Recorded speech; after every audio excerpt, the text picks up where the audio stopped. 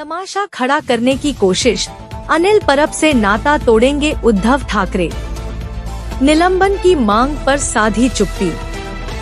अरे देखो, किसी को पार्टी में शामिल करने के लिए इतना बड़ा होता ये करने की जरूरत नहीं है। अनिल परब क्या है, विधान परिषद का सदस्य, क्या लेके पार्टी में करेंगे, क्या उसको लेके।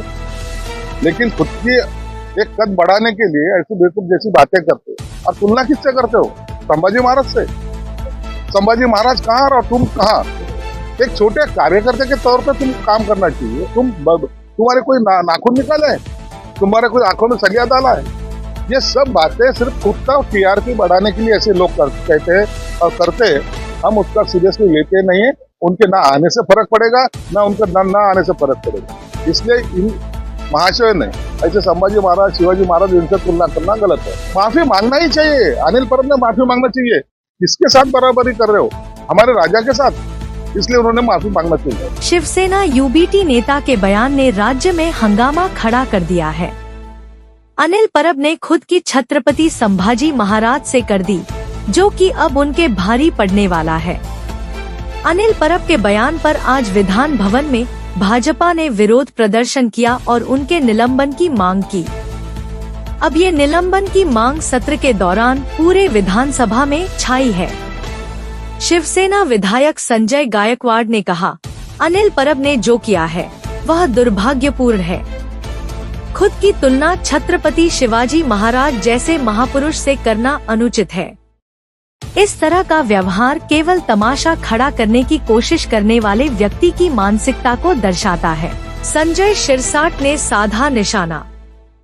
शिवसेना यूबीटी नेता अनिल परब के बयान पर शिवसेना नेता और मंत्री संजय शिरसाट ने कहा, किसी को पार्टी में लाने के लिए इतने बड़े बयान देने की जरूरत नहीं है।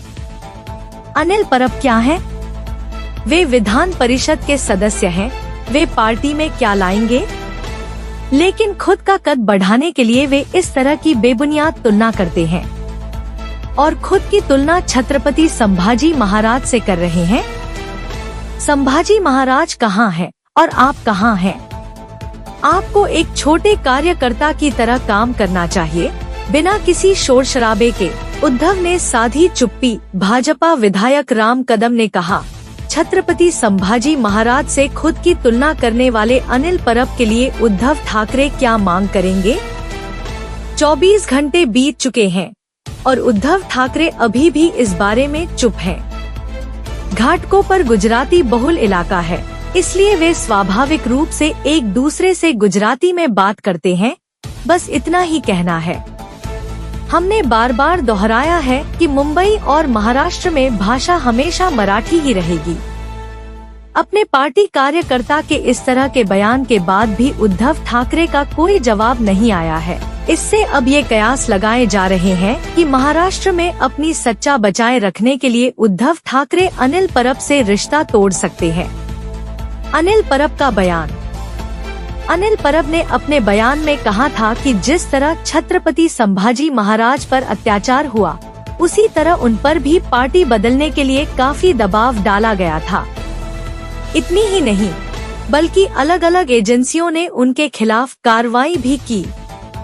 अनिल परब ने आगे कहा कि संभाजी महाराज के विचार और उनकी विरासत को अगर किसी ने आगे बढ़ाया है, तो वह छावा फिल्म में दिखने मिलेगा और मुझ में।